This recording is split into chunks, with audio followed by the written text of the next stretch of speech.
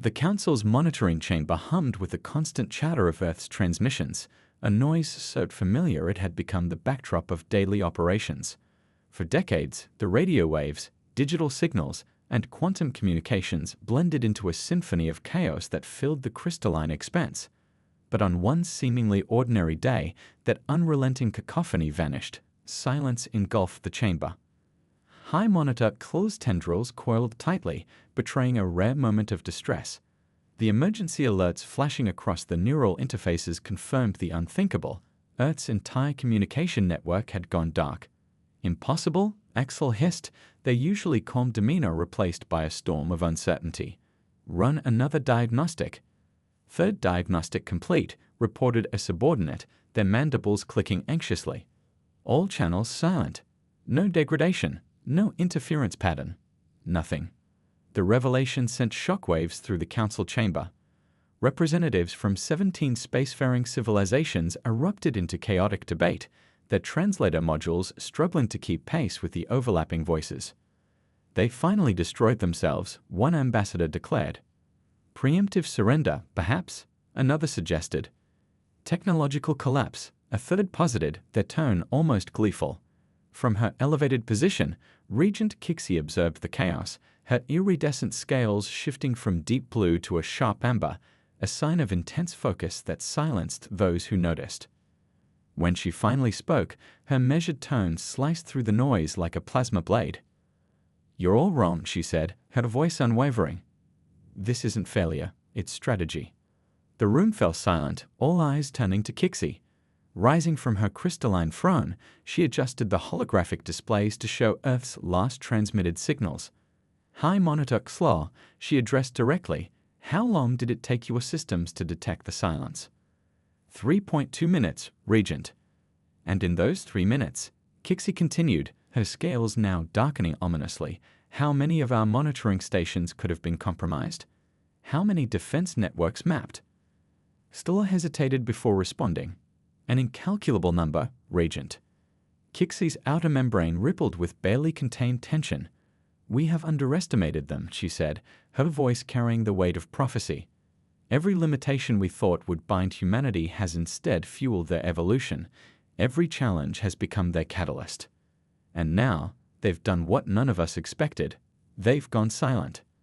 Ambassador Moore, whose crystalline form usually shimmered with confidence, vibrated uneasily. "Silence implies weakness. They're barely more than primitives. 2 centuries ago, they were still burning fossil fuels." Kixie's gaze snapped to Moore, her scales shifting to a fiery crimson. 2 centuries ago, they were also planet-bound, she countered. Now their colonies extend to the edges of our space.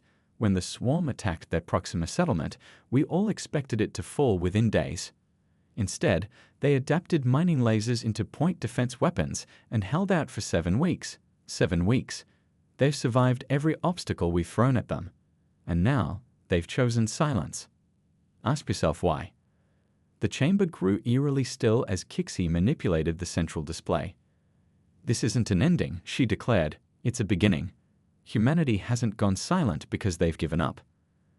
They've gone silent because they no longer need us to hear them." The Council's unease deepened as the implications sank in. The empty monitoring displays seemed to mock them, a blank canvas that hinted at something far more ominous. Patrol Commander Vexia, stationed at the Council's border, prided himself on flawless threat assessments. His crystalline sensor arrays had mapped every asteroid, tracked every cosmic ray, and flagged every anomaly for 2 decades. Yet nothing could have prepared him for what appeared next. One moment, the void was empty. The next, 37 ships materialized. Vessels of unknown configuration, their hulls absorbing starlight rather than reflecting it. Vexia's sensor officer stammered, "Multiple contacts.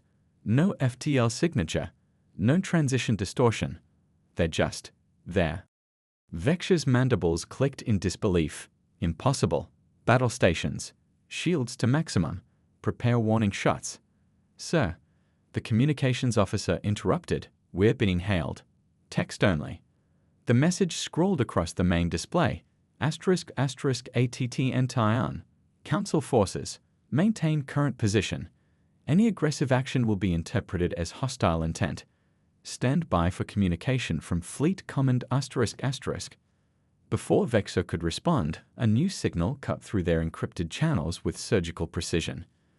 The holoscreen flickered to life, revealing a human woman with piercing dark eyes and an air of unshakable authority. "This is Commander Sarah Chen of the Earth Defense Force," she began, her voice calm but carrying an edge sharp enough to cut through steel. "I trust I have your attention." Vexer drew himself up to his full height. "You are in violation of Council space. Power down your vessels immediately or—" Chen's faint smile stopped him mid-sentence. "We won't. But I appreciate the suggestion," she replied, glancing off-screen briefly before continuing. "You're Patrol Commander Vexer, correct? Your record indicates you're reasonable. That's good. We need reasonable right now. How did you access my—" Vexer stopped himself, mandibles twitching. "State your purpose." Chen's image faded, replaced by a tactical map of Council space. Red dots spread like a virus, marking the positions of Earth's fleet. "These are the current locations of Earth fleet elements," she explained. "You're not just seeing one fleet, Commander. You're seeing the first one we've allowed you to detect." "Sir," Vexer's tactical officer whispered, confirming multiple new contacts. "They're everywhere." Chen's voice returned, calm but unyielding. "For 3 years, we've tested our ghost drive technology in your space, mapping your sensor networks and studying your response patterns. We could have struck at any time. Instead, we chose to talk." Vexer's mind raced through the implications. "This is an act of war," he managed. "If we wanted war," Chen countered, "you wouldn't have seen us until it was too late." Her tone softened, almost imperceptibly. "This isn't a threat, Commander. It's an invitation to renegotiate. The Council's policies towards Earth and its colonies are no longer acceptable. We're prepared to demonstrate why." One of the Earth ships shifted position with an unsettling ease.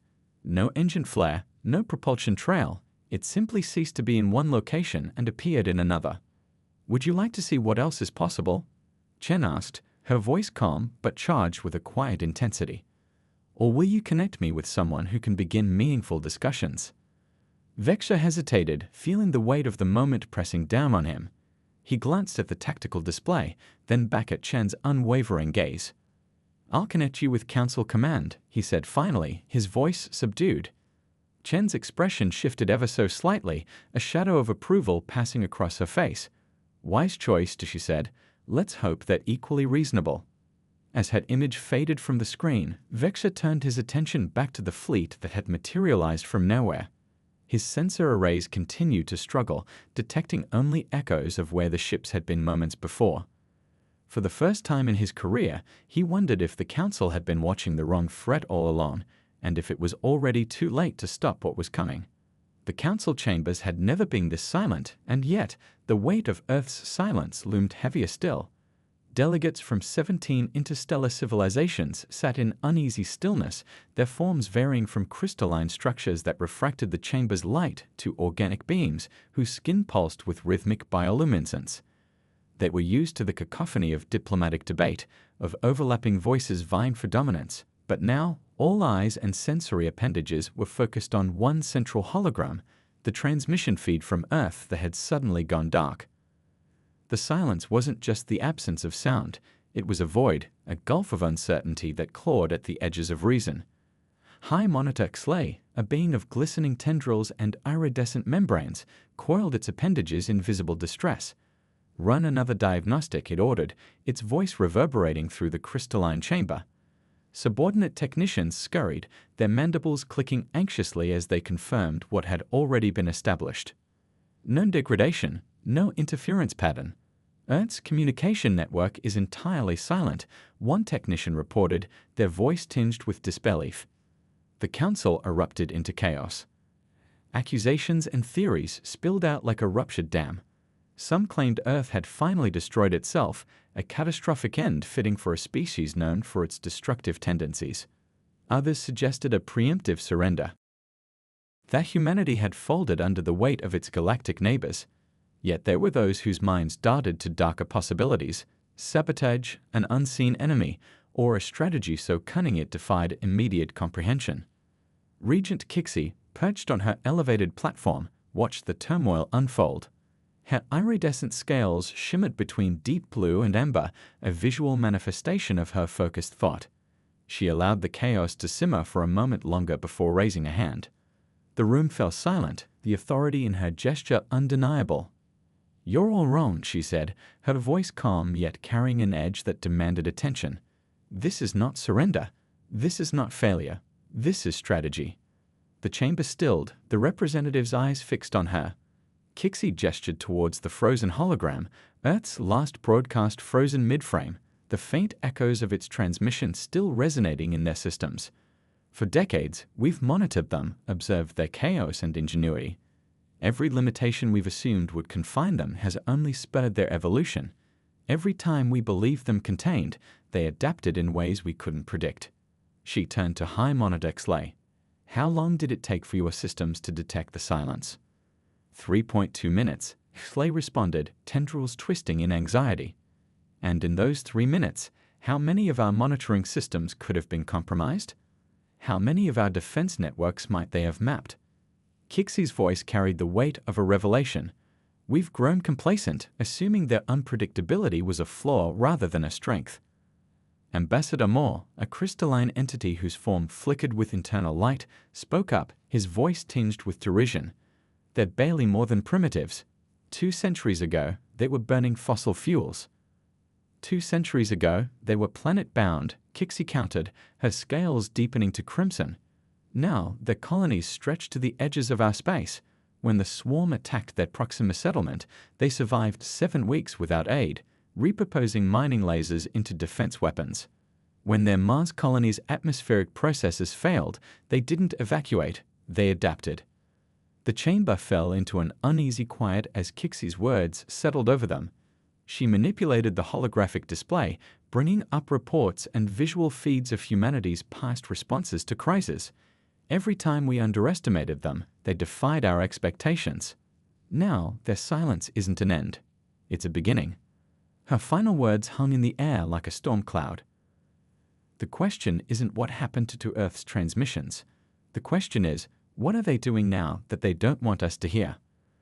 Far from the council chambers, on the fringes of monitored space, Patrol Commander Vexer was grappling with a far more immediate mystery. His sector had been quiet for cycles, the kind of routine quiet that bred complacency. But now his sensor arrays were alive with impossible readings, where there had been empty space moments before. A fleet of 37 ships had appeared, their hulls a black so deep they seemed to drink in the light around them. "Multiple contacts," his sensor officer reported, their voice tight with tension. "No FTL signature. No transition distortion. They're just there." "Impossible," Vexer muttered even as he barked orders. "Battle stations. Shields to maximum. Prepare to fire warning shots." Before his command could be executed, the communication officer interrupted. "Sir, we're being hailed. Text only." A message scrawled across the main display. "Attention Council forces. Maintain current position. Any aggressive action will be interpreted as hostile intent. Stand by for communication from Fleet Command *." The audacity of it left Vexer momentarily speechless. The silence was broken by a new signal cutting through their encrypted channels with surgical precision. The main display shifted, and the image of a human female filled the screen. Her dark eyes were sharp with intelligence, her uniform bearing insignia their databases couldn't identify. "This is Commander Sarah Chen of the Earth Defense Force," she said, her tone carrying a quiet authority that demanded attention. "I trust I have your full attention." Vexer straightened, his mandibles clicking in agitation.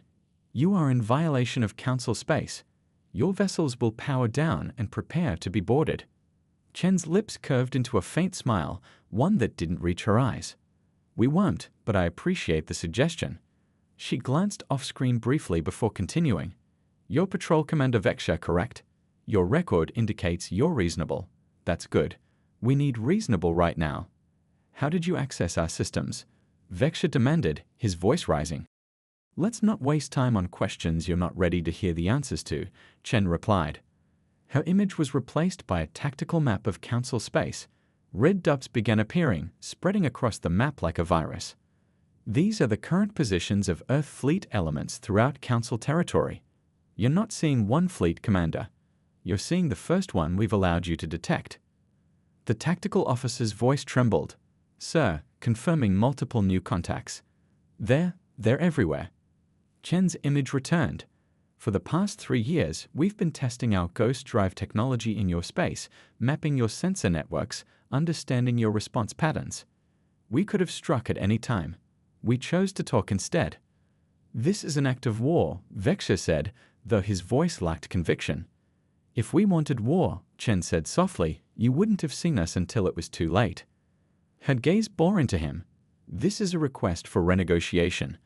The Council's current policies towards Earth colonies are no longer acceptable. We're prepared to demonstrate why. One of the Earth ships shifted position, its movement defying every known law of physics. There was no engine flare, no detectable energy signature. It simply ceased to be in one location and appeared in another. Would you like to see what else is impossible? Chen asked, her tone deceptively mild. Or would you prefer to connect me with someone who can engage in meaningful diplomatic discussions? Vexia felt the weight of history pressing down on him. The implications were staggering. I will connect you with Council Command, he said quietly. Chen's smile returned, sharper this time. A wise choice, Commander. Let's hope your leaders are equally reasonable. As her image faded, Vexia stared out at the fleet that had emerged from the shadows. He couldn't shake the feeling that this was how every major shift in galactic power began, not with a bang, but with a silence no one had understood until it was too late.